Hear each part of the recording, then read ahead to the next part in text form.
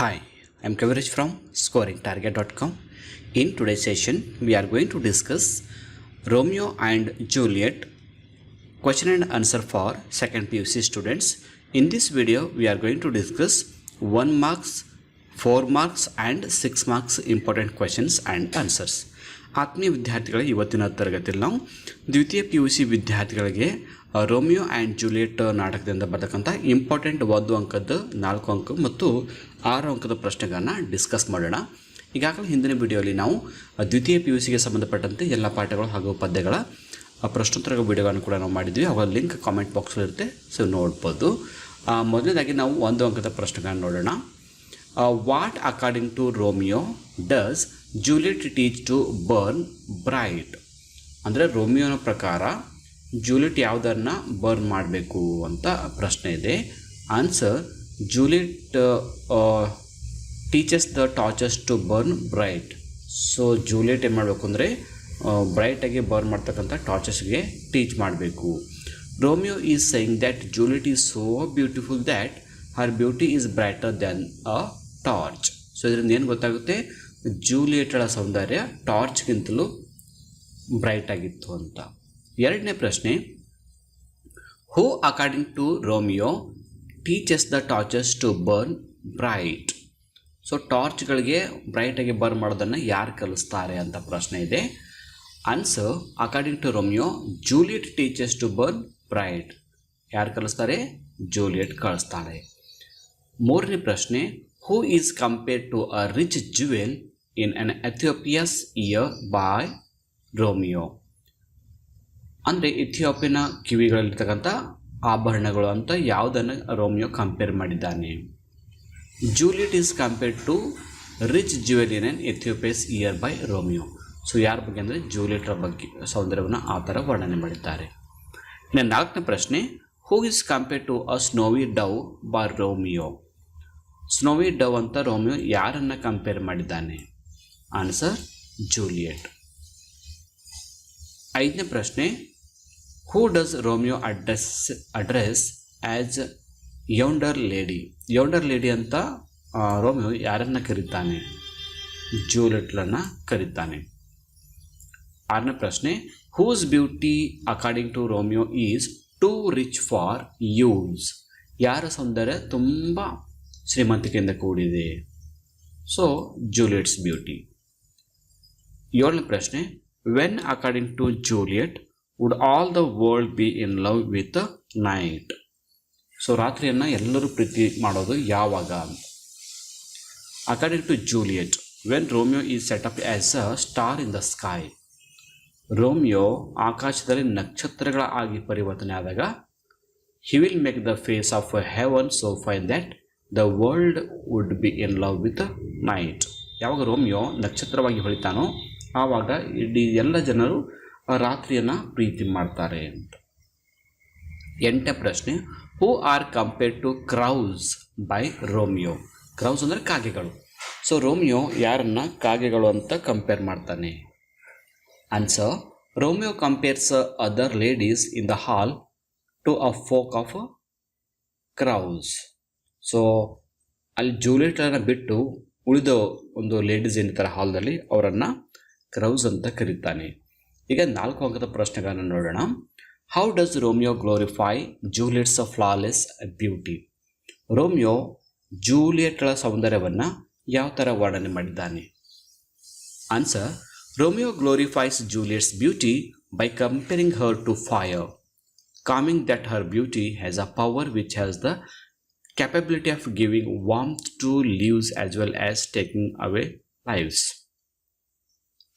So Romeo ಜೂಲಿಯಟ್ಳ ಸೌಂದರ್ಯವನ್ನು ಬೆಂಕಿಗೆ ಹೋಲಿಸ್ತಾನೆ. ಅದು ಬೆಂಕಿ ಜೀವನ ಉಗಮ ಮತ್ತು ಜೀವನವನ್ನು ತೆಗೆಯೋಕೆ ಎರಡೂ ಕೂಡ ಯುಕ್ತ. ಇಲ್ಲಿ ನೋಡಿ, ಎರಡು ಥರ ಕಂಪೇರ್ ಮಾಡಿದೆ. Giving warm to the lives and as well as taking away lives ಅಂತ ಕಂಪೇರ್ ಮಾಡಿದ್ದಾನೆ. He also compares her to planets and stars, claiming that her beauty is that of other world and is exotic. So ಅವಳ ಸೌಂದರ್ಯವನ್ನು ಎದಕ್ಕೆ ಹೋಲಿಸ್ತಾನೆ ಅಂದರೆ ಪ್ಲ್ಯಾನೆಟ್ಗಳಿಗೆ ಹೋಲಿಸ್ತಾನೆ, ಜೊತೆಗೆ ಸ್ಟಾರ್ಗಳಿಗೆ ಹೋಲಿಸ್ತಾನೆ. So next ಎರಡನೇ ಪ್ರಶ್ನೆ: how does Romeo describe Juliet? Romeo ಜೂಲಿಯಟನ್ನು ಯಾವ ಥರ ವರ್ಣನೆ ಮಾಡ್ತಾನೆ? Answer, Romeo is overwhelmed by the beauty of Juliet. Overwhelm ಅಂದರೆ ಅತಿ ಆಶ್ಚರ್ಯ ಅಥವಾ ಅತಿ ಆನಂದ. ರೋಮಿಯೋ ಜೂಲಿಯಟ್ಳ ಒಂದು ಸೌಂದರ್ಯನ ಕಂಡು ತುಂಬಾ ಆಶ್ಚರ್ಯ ಆಗುತ್ತೆ ಆತನಿಗೆ. So he exclaimed and sighs that Juliet is brighter than the blaze of the torches. So ಅದಕ್ಕೆ ರೋಮಿಯೋನಂತಾನೆ ಅವಳ ಸೌಂದರ್ಯ, ಅವಳ ಒಂದು ಕಲರ್ ಯಾವ ಥರ ಇದೆ ಅಂದರೆ ಟಾರ್ಚ್ಗಿಂತಲೂ ವೈಟ್ ಆಗಿದೆ, ಬ್ರೈಟ್ ಆಗಿದೆ ಅಂತ. Next, he compares Juliet to a jewelled earring hanging against the cheek of an African. So African ಒಂದು ವ್ಯಕ್ತಿಯ ಒಂದು ಕೋಳಲ್ಲಿ ಹ್ಯಾಂಗ್ ಆಗ್ತಕ್ಕಂಥ ಜ್ಯುವೆಲ್ಗೆ ಕಂಪೇರ್ ಮಾಡ್ತಾರೆ. He then praises her beauty likening Juliet to a white dove in the midst of a flock of crows. ಕಾಗೆಗಳ ಗುಂಪಿನಲ್ಲಿರ್ತಕ್ಕಂಥ dove, ಬಿಳಿ ಬಣ್ಣದ ಡವ್ಗೆ ತನ್ನ ಸೌಂದರ್ಯವನ್ನು ಹೋಲಿಸ್ತಾನೆ. ಮೂರನೇ ಪ್ರಶ್ನೆ, Juliet's beauty was too rich for use. How does Romeo describe it? So ಜೂಲಿಯಟ್ಳ ಸೌಂದರ್ಯ ತುಂಬಾ ಶ್ರೀಮಂತಿಕೆಯಿಂದ ಕೂಡಿದೆ ಅಂತ ರೋಮಿಯೋ ಯಾವ ಥರ ವರ್ಣನೆ ಮಾಡಿ ಹೇಳ್ತಾನೆ? Answer, he says her beauty too rich for use for earth to dear. Compared to other women at the party, Juliet is like a white dove among crows. He famously says he never saw the true beauty till his night. ಅಂದರೆ ಇಲ್ಲಿವರೆಗೆ ರಾತ್ರಿಯಲ್ಲಿ ಈ ಥರದ ಸೌಂದರ್ಯವನ್ನು ನಾನು ಎಲ್ಲಿ ಕಂಡಿಲ್ಲ ಅಂತ ಹೇಳ್ತಾನೆ. ಇನ್ನು ಜೂಲಿಯಟನ್ನು ಬಿಟ್ಟು ಉಳಿದರನ್ನು ಕ್ರೌಗೆ ಹೋಲಿಸ್ತಾನೆ. In act second during the famous balcony scene, Romeo glorifies Juliet's beauty by saying Juliet is the sun. ಜೂಲಿಯಟನ್ನು ಸೂರ್ಯನಿಗೆ ಹೋಲಿಸ್ತಾನೆ. ನಾಲ್ಕನೇ ಪ್ರಶ್ನೆ, Romeo's appreciation of Juliet's beauty is expressed through images. Explain. ಈ ಒಂದು ಕವನದಲ್ಲಿ ರೋಮಿಯೋ ಜೂಲಿಯಟ್ಳ ಸೌಂದರ್ಯವನ್ನು ಕೆಲವೊಂದು ಇಮೇಜ್ಗಳ ಮೂಲಕ ಎಕ್ಸ್ಪ್ಲೇನ್ ಮಾಡ್ತಾನೆ, ವಿವರ ಕೊಡ್ತಾನೆ. ಅದ್ರ ಬಗ್ಗೆ ವಿವರಿಸಿ ಅಂತ. Answer, Romeo uses two similes to describe Juliet's extraordinary beauty. ಜೂಲಿಯಟ್ಳಲ್ಲಿರ್ತಕ್ಕಂಥ ಒಂದು ಎಕ್ಸ್ಟ್ರಾಡಿ ಬ್ಯೂಟಿಯನ್ನು ಕವಿ ಅಂದರೆ ರೋಮಿಯೋ ಇಲ್ಲಿ ಮಾಡ್ತಾನೆ ಎರಡು ಸಿಮಿಲಿಗಳನ್ನು ಬಳಸ್ಕೊಳ್ಳೋ ಮೂಲಕ ಎಕ್ಸ್ಪ್ಲೇನ್ ಮಾಡ್ತಾನೆ. The first simile is deployed in the line. So ಮೊದಲೇ ಒಂದು ಸಿಮಿಲಿ ಯಾವುದು? It seems she hangs upon the cheek of night as a rich jewel in the Ethiope's ear. ಈ ಒಂದು ಸೆಂಟೆನ್ಸನ್ನು ಇಮೇಜ್ ಆಗಿ ಇಲ್ಲಿ ಕವಿ ರೋಮಿಯೋ ವರ್ಣನೆ ಮಾಡ್ತಾನೆ. The second simile is deployed in the lines. So second simile ಯಾವುದು? So shows snowy dove trooping with crows as elder lady over her fellows show ಅಂತ. ಸೊ ಎರಡು ಸೆಂಟೆನ್ಸ್ ಮೂಲಕ, ಎರಡು ಇಮೇಜ್ಗಳ ಮೂಲಕ ರೋಮಿಯೋ ಜೂಲಿಯಟ್ಳ ಸೌಂದರ್ಯವನ್ನು ವರ್ಣನೆ ಮಾಡ್ತಾನೆ. Fifth question, how does Juliet express her love for Romeo? ಇನ್ನು ಜೂಲಿಯಟ್ ಕೂಡ ರೋಮಿಯೋನ ಒಂದು ಪ್ರೀತಿಯನ್ನು ಯಾವ ಥರ ವರ್ಣನೆ ಮಾಡ್ತಾಳೆ? ತನ್ನ ಒಂದು ಪ್ರೀತಿ, ರೋಮಿಯೋನ ಬಗ್ಗೆ ಪ್ರೀತಿಯನ್ನು ಯಾವ ಥರ ಎಕ್ಸ್ಪ್ರೆಸ್ ಮಾಡ್ತಾಳೆ? ಇಲ್ಲಿವರೆಗೆ ನಾವು ರೋಮಿಯೋ ಯಾವ ಥರ ಎಕ್ಸ್ಪ್ರೆಸ್ ಡಿಸ್ಕ್ರೈಬ್ ಮಾಡ್ದ ಅಂತ ನೋಡ್ಕೊಂಡಿವಿ. ಜೂಲಿಯಟ್ಳು ಕೂಡ ರೋಮಿಯೋನ ಸೌಂದರ್ಯವನ್ನು ಕಂಡು ವರ್ಣನೆ ಮಾಡ್ತಾಳೆ. ಈಗ ಅದರ ಬಗ್ಗೆ answer. The intensity of love between Romeo and Juliet is brought out in Juliet's soliloquy in which she addresses Romeo as day in the night. So ಈ ಜೂಲಿಯಟ್ ಏನು ಮಾಡ್ತಾಳೆ, ರೋಮಿಯೋನ ಸೌಂದರ್ಯವನ್ನು ಯಾವ ಥರ ಅಂತ ಹೇಳ್ತಾ ಅಂದರೆ ಡೇ ಇನ್ ದ ನೈಟ್ ಅಂದರೆ ರಾತ್ರಿಯಲ್ಲಿ ಹಗಲು ಕಂಡಂತೆ ಆ ಥರ ಇದ್ದಾನೆ ರೋಮಿಯೋ ಅಂತ. She imagines the night like a bird and believes that Romeo will come gliding on the wings of the night like a new snow on a raven's back.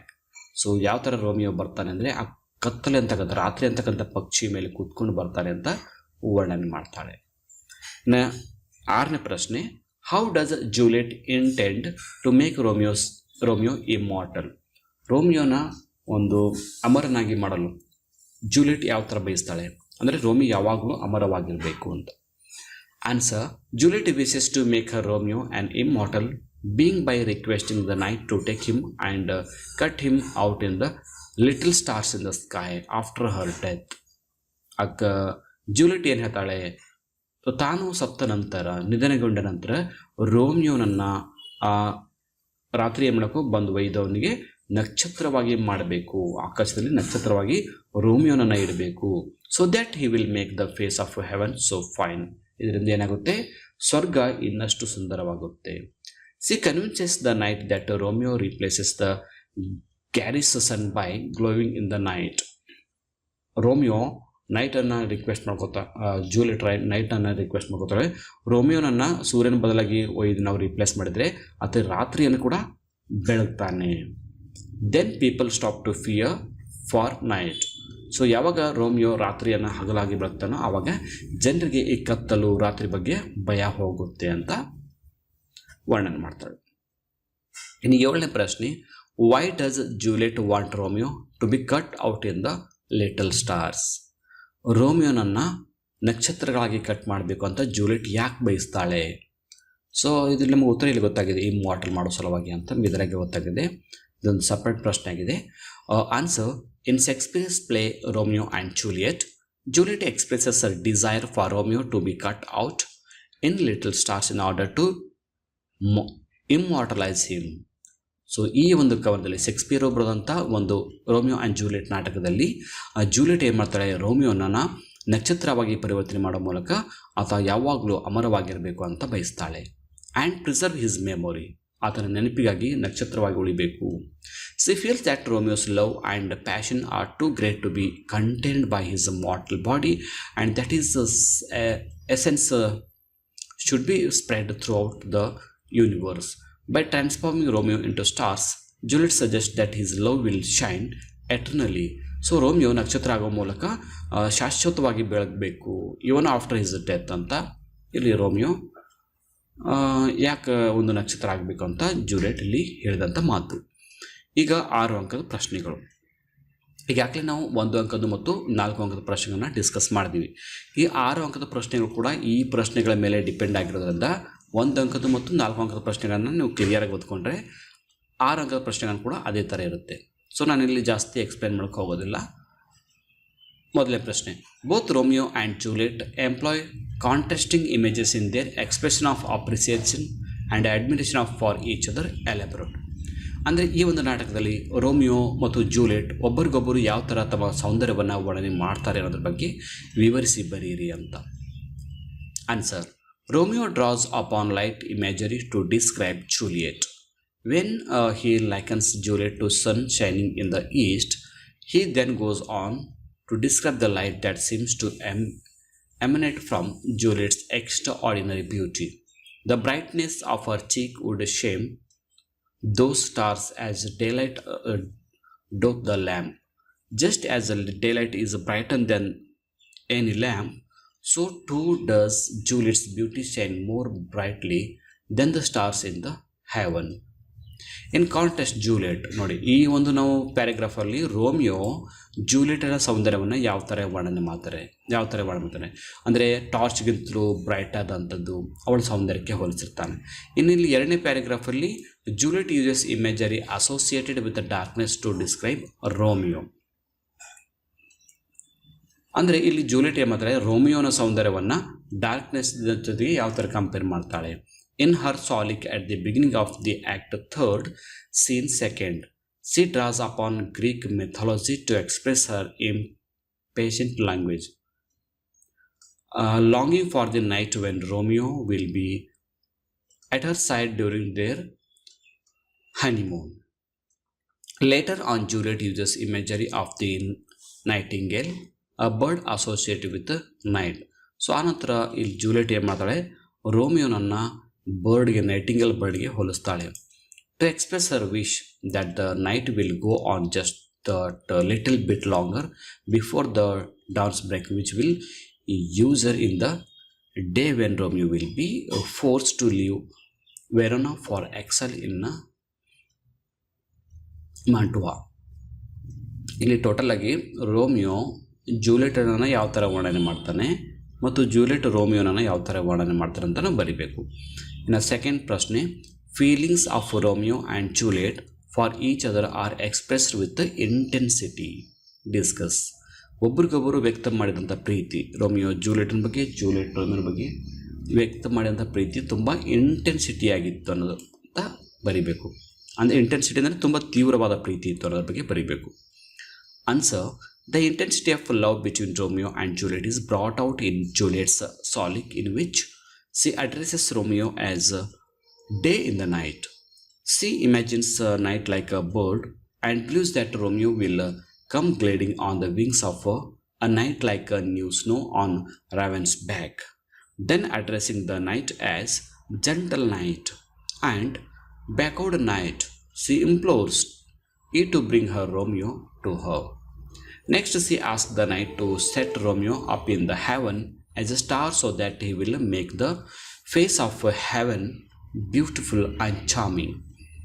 She hopes that when that happens, all the world will be in love with the night and will not pay attention to the over bright or lurid sun. In short, love belongs to Juliet now that she is married, but she does not own it, and she can't own love until Romeo possesses her. That is why there are so much longing and impatience in her request tonight.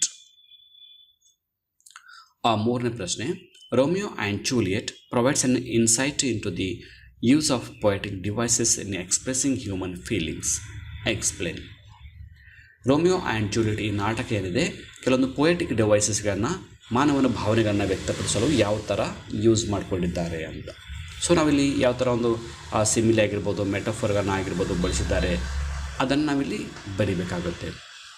Answer: Thus, Shakespeare uses emotive language to associate it with the theme of love to demonstrate Romeo's love, feelings for Juliet and to create drama. ಇಲ್ಲಿ ಕವಿ ಏನು ಮಾಡಿದ್ದಾರೆ, emotive ಲ್ಯಾಂಗ್ವೇಜನ್ನು use ಮಾಡಿದ್ದಾರೆ. ಅಂದರೆ ಭಾವನಾತ್ಮಕ ಒಂದು ಭಾಷೆಯನ್ನು Shakespeare ಅವರು ಇಲ್ಲಿ ಯೂಸ್ ಮಾಡಿದ್ದಾರೆ. Thus, one can undoubtedly say that Romeo and Juliet provides an insight into the use of poetic devices. So ಈ ನಾಟಕದ ಮೂಲಕ ಪೊಯೆಟಿಕ್ ಡಿವೈಸ್ಗಳನ್ನು ನಾವು ತಿಳ್ಕೊಬೋದು. Juliet's love for Romeo finds an expression of aggression. Another simile that Romeo uses to convey this beauty is when he says she is like a rich jewel in an Ethiopia's ear. ಇಲ್ಲಿ Romeo ಜೂಲಿಯಟರ ಸೌಂದರ್ಯವನ್ನು ವರ್ಣನೆ ಮಾಡೋ ಸಲುವಾಗಿ ಒಂದು simile ಅಲಂಕಾರವನ್ನು, figure of ಸ್ಪೀಚನ್ನು use ಮಾಡ್ತಾನೆ ಅಂತಕ್ಕಂತ ಹೇಳಿ ಅಲ್ಲಿ ಒಂದು ಸೆಂಟೆನ್ಸ್ ಹೇಳ್ತೀವಿ ನೋಡಿ, ಯಾವ ಥರ ಸಿಮಿಲಿ ಯೂಸ್ ಮಾಡಿದ್ದಾನೆ. Like a rich jewel in an Ethiopia's ear. Romeo uses this simile to say that Juliet's beauty is a rarer, priceless and something to be heavenly desired by all that lay eyes on it. ಅಂದರೆ ಈ ಮಾತನ್ನು ಹೇಳೋ ಮೂಲಕ Romeo ಏನು ಮಾಡ್ತಾರೆ ಅಂದರೆ ಜೂಲಿಯಟ್ಳ ಸೌಂದರ್ಯ rear ಆಗಿದೆ ಮತ್ತು ಪ್ರೈಸ್ಲೆಸ್, ಅವಳ ಸೌಂದರ್ಯಕ್ಕೆ ಬೆಲೆ ಕಟ್ಟಕ್ಕಾಗೋದಿಲ್ಲ ಮತ್ತು ಅಂಥ ಸೌಂದರ್ಯ ತುಂಬ ಅಪರೂಪದ, ಯಾರ ಹತ್ರ ಅಂಥ ಸೌಂದರ್ಯ ಇರೋದಿಲ್ಲ ಅಂತ ಇಲ್ಲಿ ರೋಮಿಯೋ ಹೇಳ್ತಾನೆ ಪೊಯೆಟಿಕ್ ಡಿವೈಸನ್ನು ಯೂಸ್ ಮಾಡಿಕೊಂಡು. ಇನ್ನು scene 5 lines 104 to 117, Romeo and Juliet's first encounter. Juliet is compared to a saint and Romeo is compared to a pilgrim. ನೋಡಿ, ಇಲ್ಲಿ ಜೂಲಿಯಟನ್ನು ಸೈಂಟ್ಗೆ ಹೋಲಿಸ್ತಾರೆ, ರೋಮಿಯೋನನ್ನು ಪಿಲ್ಗ್ರಿಮ್ಗೆ ಹೋಲಿಸ್ತಾರೆ. Saints can't move and she is reserved and cautious. Romeo is a pilgrim because he is seeking her love. This encounter is a sonnet as well. So an example of a rhymed verse. ಮೂರನೇ ಪ್ರಶ್ನೆ ಮತ್ತು ಕೊನೆಯ ಪ್ರಶ್ನೆ. Juliet's love for Romeo finds expression in aggression. Explain ಅಂತ ಕೊಟ್ಟಿದ್ದಾರೆ. ರೋಮಿಯೋನ ಒಂದು Juliet's love for Romeo ಅಂದರೆ ಜೂಲಿಯಟು ರೋಮಿಯೋಗನ್ನು ಯಾವ ಥರ ಪ್ರೀತಿ ಮಾಡಿದ, ಆ ಪ್ರೀತಿ ಎಕ್ಸ್ಪ್ರೆಸ್ ಮಾಡುವಲ್ಲಿ ಎಗ್ರೆಷನ್ ಇತ್ತು ಅನ್ನೋದ್ರ ಬಗ್ಗೆ ಬರೀಬೇಕು. ಎಕ್ಸಾಗ್ರೇಷನ್ ಯಾವ ಥರ ಇತ್ತು? ಎಕ್ಸಾಗ್ರೇಷನ್ ಅಂದರೆ ಅತಿಶಯೋಕ್ತಿಯಾಗಿ ಹೇಳ್ತಕ್ಕಂಥದ್ದು, ಟೂ ಮಚ್ ಆಗಿ ಹೇಳ್ತಕ್ಕಂಥದ್ದು. Answer: it would be very unfair to Shakespeare's mastery of poetic art and also Juliet's characterisation if we were to conclude that Juliet's love for Romeo finds expression in exaggeration. ಕವಿ Shakespeare ಅವರು Romeo ಮತ್ತು ಜೂಲಿಯಟ್ಳ ಸೌಂದರ್ಯವನ್ನು ಇಲ್ಲಿ ವರ್ಣನೆ ಮಾಡಬೇಕಾದ್ರೆ ಅವರ ಪ್ರೀತಿ ಯಾವ ಥರ ಎಕ್ಸ್ಪ್ರೆಸ್ ಆಗುತ್ತೆ ಎಕ್ಸಾಗರೇಷನ್ ಆಗಿ ಅನ್ನೋದ್ರ ಬಗ್ಗೆ ಹೇಳಿದ್ದಾರೆ. It is worth nothing that both the actions, Romeo meeting Juliet in the dance hall and Juliet waiting for Romeo happen at night. Secondly, both the lovers are young, innocent, dreamy and inexperienced in love. So Romeo ಜೂಲಿಯಟನ್ನು function ಹಾಲಲ್ಲಿ ಭೇಟಿಯಾಗಿದ್ದು, Juliet ರೋಮಿಯೋಗಾಗಿ ರಾತ್ರಿ ಕಾಯ್ತಾ ನಿಂತಿದ್ದು. ಅವರ ಒಂದು ಪ್ರೀತಿ ಹೇಗಿತ್ತಂದರೆ ತುಂಬ ಇನ್ನೋಸೆಂಟಾಗಿ ಪ್ರೀತಿಯಾಗಿತ್ತು, ತುಂಬ ಯಂಗ್ ಆದ ಪ್ರೀತಿ ಮತ್ತು ಅನ್ಎಕ್ಸ್ಪೀರಿಯನ್ಸ್ಡ್ ಒಂದು ಲವ್ ಅಂತಲೇ ಹೇಳ್ತೀವಿ. Both of them have entered a new world. So ಈ ಥರ ಪ್ರೀತಿಯಲ್ಲಿ ಬೀಳುವ ಮೂಲಕ ಇಬ್ಬರು ಕೂಡ ತಮ್ಮದೇ ಆದ ಹೊಸ ಜಗತ್ತಿಗೆ ಪ್ರವೇಶವನ್ನು ಮಾಡಿದ ಹಾಗೆ ಅನುಭವ ಆಗುತ್ತೆ. And until their love for each other is secured through consummation. Moreover, both of them have fallen in love at first sight and naturally. ಇಬ್ಬರು ಕೂಡ ಪ್ರಥಮ ಒಂದು ಫಸ್ಟ್ ಸೈಟಲ್ಲೇ ನೈಸರ್ಗಿಕವಾಗಿ ಪ್ರೀತಿಯಲ್ಲಿ ಬೀಳ್ತಾರೆ. Their emotional outpouring must contain a description of their physical beauty. Naturally Juliet's language is hyperbolic. So ಇಲ್ಲಿ ಜೂಲಿಯಟ್ಗಳು use ಮಾಡಿದಂಥ ಒಂದು ವರ್ಣನೆ ಏನಿದೆ ಅದು ಹೈಪರ್ಬಾಲಿಕಲ್ಲಿದೆ, ಒಂದು ಅತಿಶಯೋಕ್ತಿಯಲ್ಲಿದೆ. Though hyperbole is generally defined as exaggeration, it is not in the ordinary sense. Here hyperbole is a poetic device. ಅಂದರೆ ಹೈಪರ್ಬೋಲ್ ಅನ್ನೋದು ಏನಿಲ್ಲ ಒಂದು ಅಲಂಕಾರ. ಈ ಅಲಂಕಾರ ಏನನ್ನು ಸೂಚಿಸುತ್ತೆ ಅಂದರೆ ಎಕ್ಸಾಗರೇಷನನ್ನು ಸೂಚಿಸುತ್ತೆ. It has been appropriately used for enhancing the dramatic effect. One must also remember that plays are meant to be performed. Therefore, while reading a play, one must also visualize the action. Therefore, whatever Juliet says is not exaggeration, but the emotional outpouring of a young lady who has met her love for the first time, and that too only for a short time. ಇಷ್ಟು ಇಲ್ಲಿ ಬರ್ತಕ್ಕಂಥ important ಪ್ರಶ್ನೆ ಮತ್ತು ಉತ್ತರಗಳು. ಈ ನೋಟ್ಸ್ನ PDF ಅನ್ನು ನೀವು download ಮಾಡ್ಕೋಬೇಕಂದ್ರೆ ಅದರ ಲಿಂಕನ್ನು ಕಾಮೆಂಟ್ ಬಾಕ್ಸ್ ಹಾಕಿರ್ತೀನಿ. ಸೊ ಕ್ಲಿಕ್ ಮಾಡಿ ಡೌನ್ಲೋಡ್ ಮಾಡ್ಕೊಳ್ಳಿ. ಮತ್ತು PUC ಗಾಗಿ ನಾನು ಇಲ್ಲಿವರೆಗೆ ಮಾಡಿದಂಥ ಎಲ್ಲ ಒಂದು ಪಾಠಗಳು ಪದ್ಯಗಳ ನೋಟ್ಸ್ ಕೂಡ ಲಿಂಕ್ ಕಾಮೆಂಟ್ ಬಾಕ್ಸಲ್ಲಿರುತ್ತೆ. ಅಲ್ಲಿ ಕ್ಲಿಕ್ ಮಾಡೋ ಮೂಲಕ ನಿಮ್ಮ ದ್ವಿತೀಯ PUC ಎಕ್ಸಾಮ್ಗೆ ಪ್ರಿಪೇರ್ ಆಗಿ ಅಂತ ಹೇಳ್ತಾ ಇವತ್ತಿನ ಕ್ಲಾಸನ್ನು ಇಲ್ಲಿಗೆ ಮುಗಿಸ್ತಾ ಇದ್ದೀನಿ. So thank you all for watching the video. If like the video, subscribe to our channel to get more videos. Thank you all.